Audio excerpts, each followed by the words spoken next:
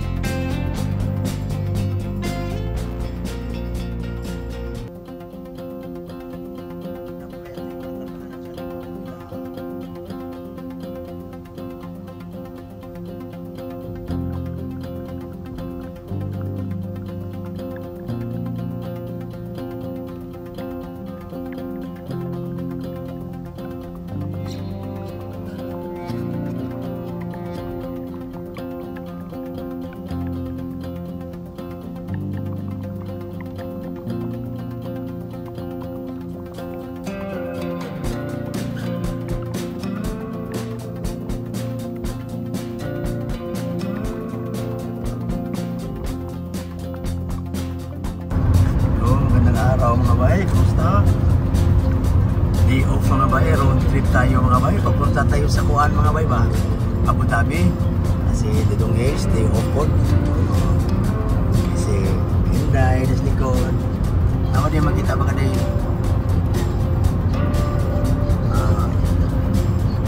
Ito mga bay, siguro mga more than 1 hour ng traffic natin papunta sa Abu Dhabi. Pupunta tayo ngayon mga bay sa Grand Mosque. Tingnan natin kung may time, pupunta tayo sa asa Tatoy? Yas Island mga bay. Titingnan lang natin. O ito may sports car na gikarga mga bay oh. Baka may tournament siguro to ano sa Manila. No.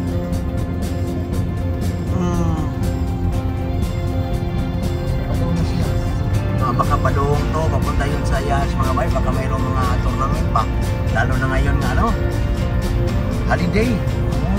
Ngayon at saka bukas mga bay, walang pasok dito. Maraming tao no? Daming sasakyan din no?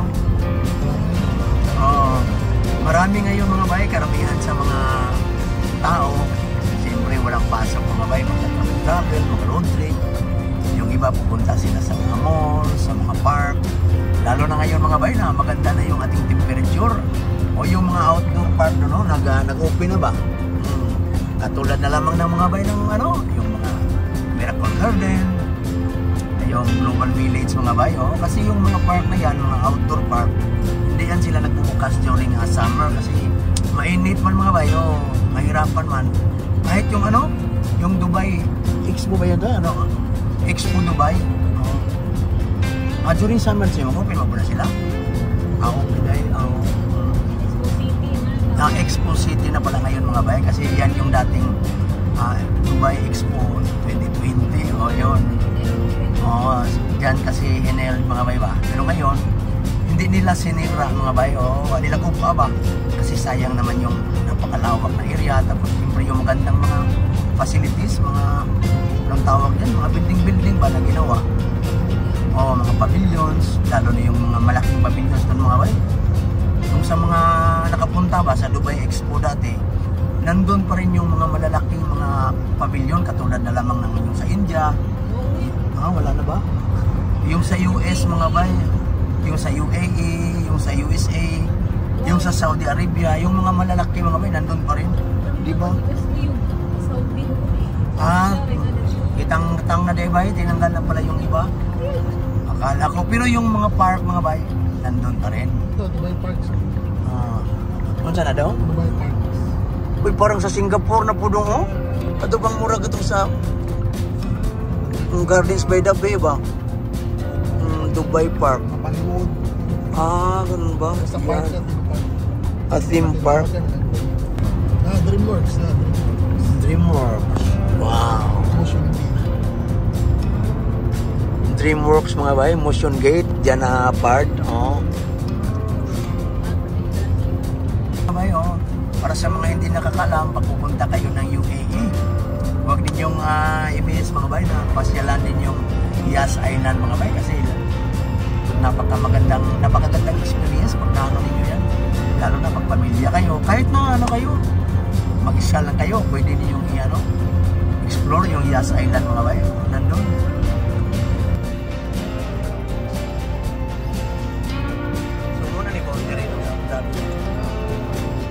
Papasok na tayo mga bay sa Abu Dhabi.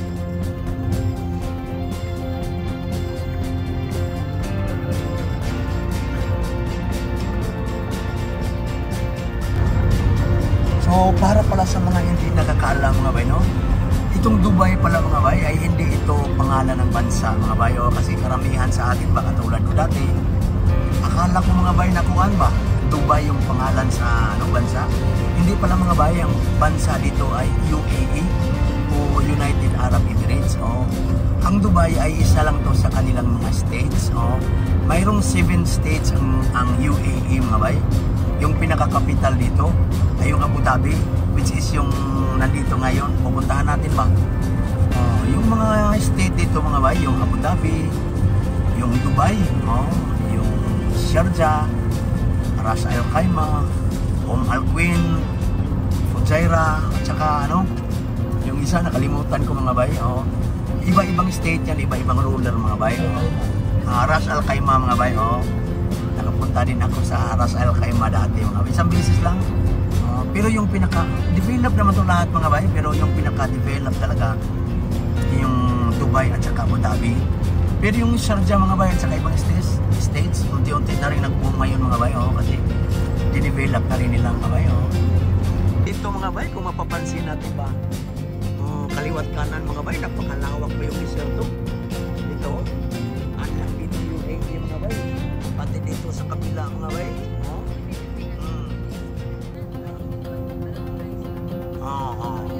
Pwede, yan. Tingnan ninyo yung lawak mga bayo, kahit makatulog ka bay ba? Pag mata mo mga bay, pagising mo ba, desierto lang yapon. Yung ibang mga sasakyan ngayon mga bay, siguro yung mga Tesla kung ganyan, tugtog na ka mga bay ba, tulog-tulog na ka pag may auto drive siya ba. Hindi lang naman Tesla mga bay, marami na sa mga high-tech ngayon na mga sasakyan ba, auto drive na ba.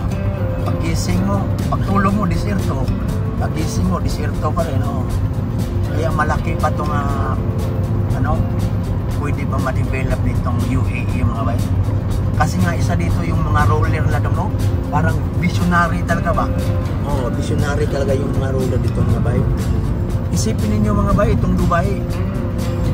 Oo, dati, ano lang to, medyo konti-konti lang yung mga building ba? After 10 years mga bay. Ngayon, isa na sa mga top tourist destination sa buong mundo mga bay. Oo, kung hindi ako nakakamali, ang daming mga nationalities dito, makikita natin siguro. Nasa mga 80 to 85% na siguro yung mga nationalities dito mga bay, kung makikita natin. Oo, musuroy ka ba? Kung pasyal-pasyal ka lang sa mga park, sa mga mall. Oo, yung mga local mga kunti na lang. Kunti ang yung ano ba, numbers lang para sa mga ano, population ba, para sa mga expat. Yung pinakadami talaga dito mga bay, yung mga Indians. Di ba daw? Pinakadami daw. Oo, talaga sobrang dami talaga nila mga bay. Oo, apart from the local mga bay, ang pinakamaraming expat dito numbers ay yung India. Tapos sunod siguro yung mga European, so yung mga American, mga puti, marami din dito mga bay. Pero sa Asians mga bay, pinakamarami yung India. Oo, tapos sunod siguro yung Pilipino at saka Pakistan. Mayroon ding Nepal, no? Mayroon ding Nepal pero hindi masyado.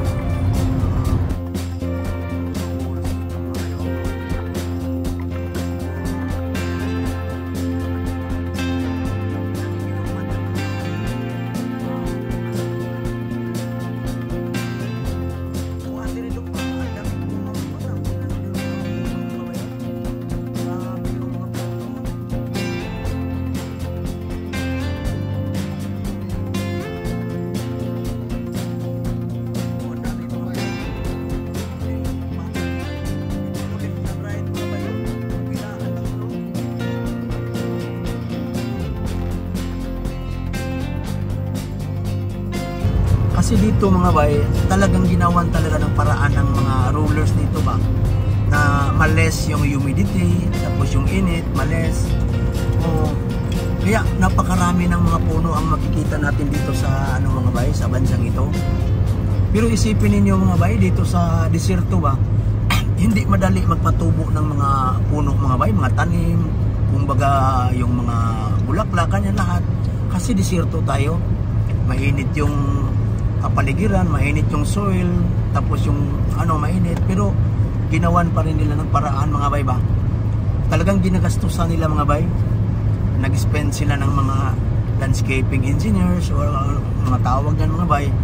Basta mapatubo lang nila ng maayos yung mga puno mga bay. Oh, ilang minutos na tayo mga bay. Dito travel. Mayroon pa mga puno sa gilid mga bay. May ano. Alas 10 pa mo.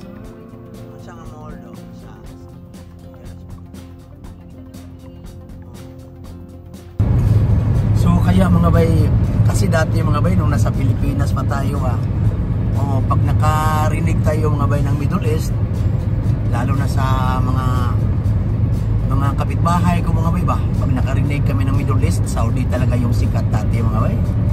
Pero ngayon ang dami ng mga bansa na nag-boom dito, katulad na lamang ng UAE, yung Qatar, Oman, siyempre Saudi, nandyan na yan eh. Pero dati mga bay, ang akala ko nitong Middle East, init talaga yung buong taon mga bay ba? 12 months talaga yung init. Pero hindi pala mga bay, para sa mga hindi nakakaalam, half-half mga bay. Half na tag-init, half din na tag-lamig. Pero hindi naman malamig mga bay na winter time na talaga mag-snow. Pero mayroong mga bulubundok na parts dito mga bay na mag-snow sila. Katulad na lamang mga bay ng nung nasa Saudi pa kami dati. Ito si Dudong Is, galing Saudi din dito dati. Katulad ko rin, Saudi din ako dati. May mga parts sa Saudi na nag-snow din. Mga mountainous areas mga bay ba? Nag 4 years din ako sa Saudi. Ikaw dong, ilang taon ka doon dong? Mga 2 years in Dudong Is. Tapos, siyempre, alam naman natin mga Pilipino mga bay. Kasi sa Saudi, mahigpit naman dito, pero tayo mga Pilipino, mga bay, mahilig din tayo sa mga gimmick-gimmick ba, lalo na pag bata ka ba, single ka ba, mas maganda dito sa UAE mga bay. Hindi ko naman sinabing hindi maganda yung Saudi, kasi 4 years din tayo doon. Okay na, maganda din naman yung Saudi, pero i-compare ni mo yung mga sa Bisaya, pakalingawan ba, mga gimmick-gimmick ba, mas okay dito sa UAE, oh. Asa ka kita niya sa Saudi sa panahon namin mga bay, kung nasa labas ka, kahit silingan mo ng yung babae mga bay, kapitbahay mo, hindi ka basta-basta makapag-usap-usap niyan mga bay, lalo pag nakasa ano ba, sa common area doon ba, sa public ba, hindi ka basta-basta makapagsalita doon, Joy. Pag nasa public ka, kahit silingan mo yan, kapitbahay mo yan, sabihin mo, uy, tsa, mayroon akong ipapadala sa inyo kasi uuwi ka pala sa next month, pwede bang, pag nakita ka ng police mga bay, malaki problema yan, bay, hingian kayo ng ano, mga dokumento. Sa time namin ha, hindi ko alam ngayon. Oh, stick to yan mga bay, hindi ka hindi, sa labas ka ba? Kahit mag-short ka sa common area dong, sa area namin dong, mag-short pants ka mga bay, pupunta ka sa labas, pag natsimpuhan ka ng mga otoridad, tapos matripan ka, ano, sisitahin ka mga bay. Yung mga babae doon mga bay, balot na balot. Pero pagdating mo dito sa UAE, lalo na dito sa Dubai mga bay, anak ka makita mga puti mga bay na nag-short sa makita na kung ano mga lubot mga bay ba. Oh, kita na. Lalo sa mga open beach, kahit yan papunta sa Mall of the Emirates mga bay, lalo na yung mga puti. So ginoo ko ang ilang mga shorts mga bay, para ng panty mga bay. O totoo lang, yung mga puti walang pakialam. Pero yung ibang mga kabayan din natin bay, sundugon po na nila mga bayo. Pagpapinapuo po.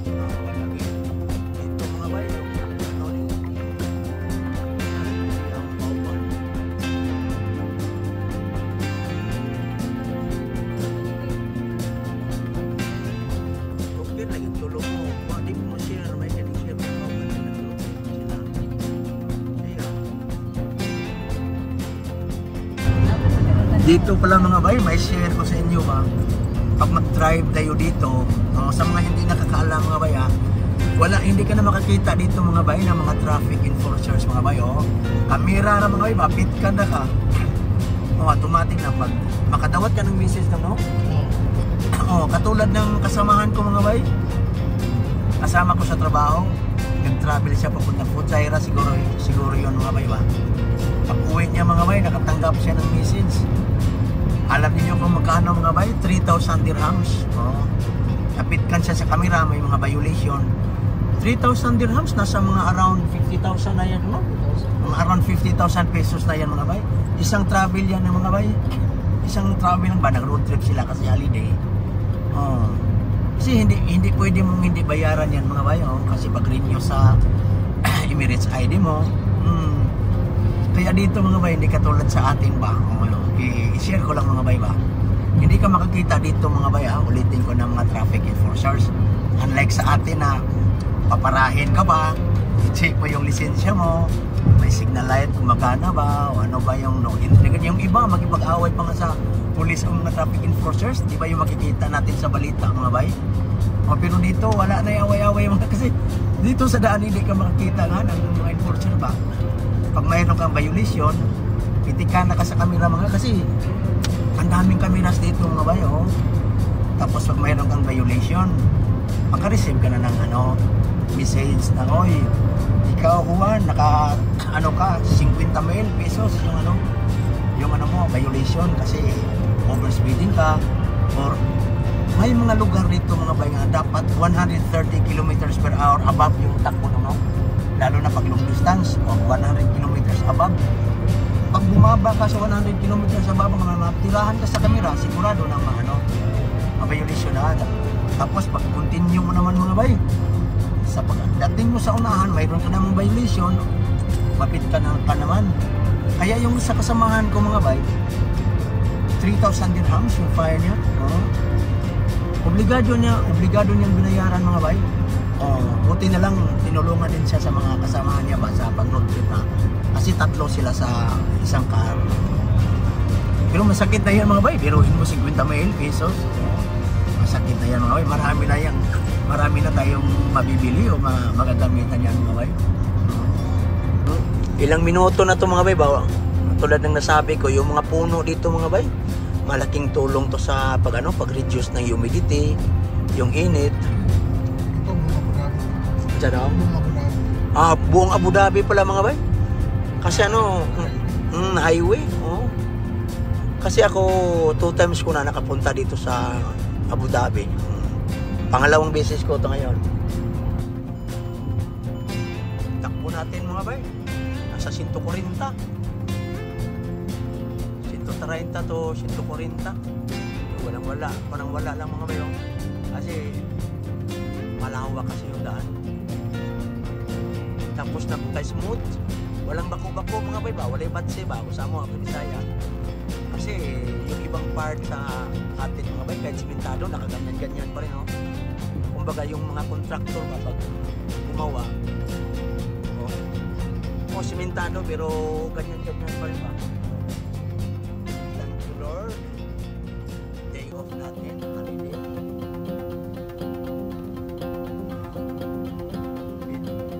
Ito na yung mga flag natin mga bay. Ayun lang sa UAE.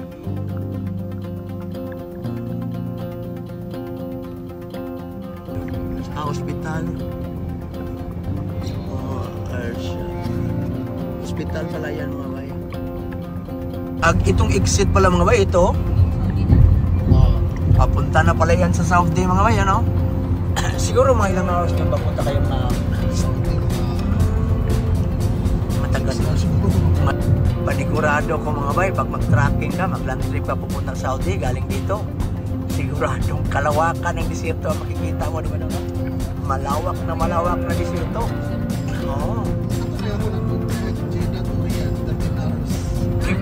Jeddah to Riyadh. Grabe, no? 13 hours. Itali ka po. May mga marangan, mga sus, matugay, tabang,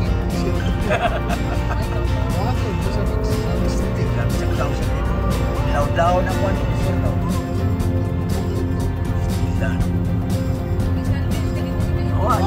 Wajib.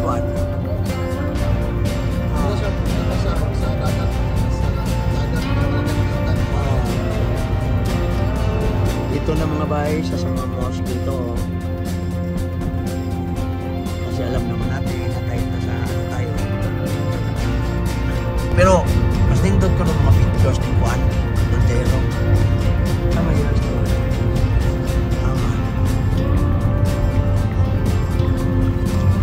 Yas Island mga bayo. Si Kuan mga bay, palagi ko nakikita yan sa advertisement ba? Si Shaquille O'Neal. Yas Island, di ba daw? What can't we do? Yes, what can't we do? Tuyawag model, oy. Yas Island, ang model mga bay, Shaquille O'Neal. Yan, mga napakalawak mga bayo. Kung sa Pilipinas mga bay, lagi nating nakikita yung malawak na karagatan. Pero dito mga bay, malawak na kadesiertuhan. Yan mga bay. Pero ilang taon yan mga bay, ma-develop na rin nila mga bay. Buildings na rin yung makikita natin yan. Ito na pala yung malaking nakasulat na Yas mga bay. Saan ba yan dito? Kita ba niyo mga bay? Yas.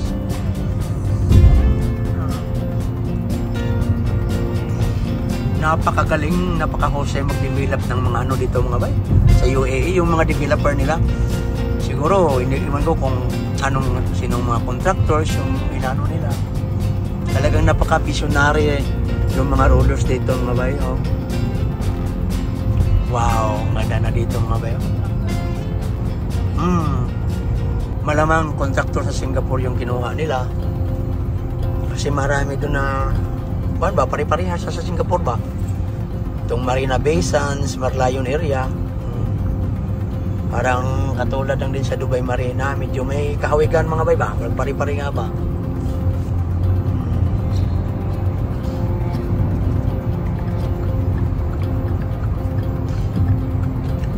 Pero dito mga bay, bang-usapan tayo pag nagda-drive kayo, lalo na sa mga baguhan, dapat yung anong tawag nito, i-familiarize or makahingi kayo ng mga advice sa mga nagda-drive na matagal na dito para iwas sa fine mga bay. Dito mga bay, pag nagda-drive kayo, ulitin ko, lalo na sa mga baguhan, hindi porkit marunong ka mag-drive lang, okay na. Dito talagang susunod ka talaga sa mga rules, mga speed limit, ganyan. Yan lang, mag-ingat ka. Importante yung mga speed limit. Kasi iwas sa mga fine mga iba. Kasi dito mga bay, ulitin ko. Hindi katulad sa atin, ako hindi ko pang magipaglalis, magipagtalo sa mga otoridad. Pero dito mga bay, wala italo-talo mga bay, no explanation. Talagang mag-ingat, sa rules, discipline. Roller coaster.